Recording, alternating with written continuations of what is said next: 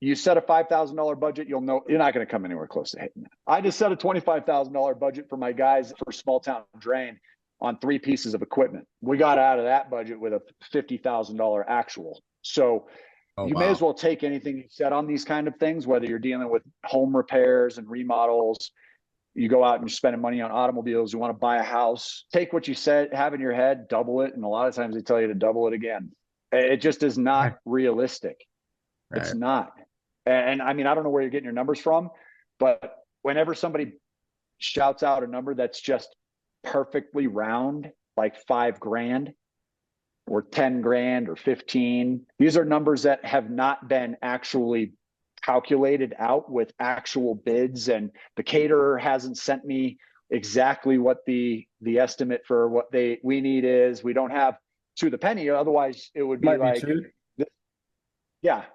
I mean, these are estimates, and that's fair. We all do it. But my point is, I can't even think of the last time that I've done it, which happens often, where it came in anywhere close to what I had initially set for what I thought was going to be, So I really just want you to be aware of that likelihood. And then as you're ramping up to this, there's going to be obviously a substantial number of distractions that are taking place, because you're going to be working your tail to the bone, because it's going to be July and August. You're going to be so exhausted that even realistically being able to keep your head in the budget, like I'm telling you should, is going to be very difficult. And Jessica's going to be trying to run things as much as she can. Again, I'm not trying to be the skeptic here, but I'm going to come in and just say, if I had to take the over under on this, we're over 5.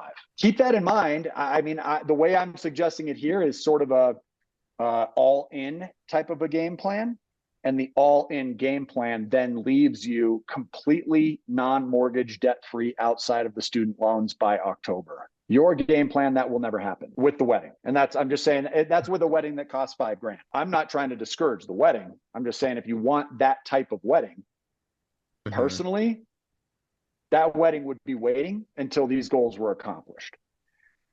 If I wanted a wedding and insisted it happens now, it's got to be this September. It has to be September. It has to be September. Everybody brings their own stuff. Right.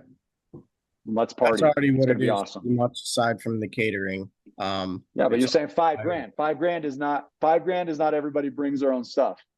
It is, in your defense, an inexpensive wedding.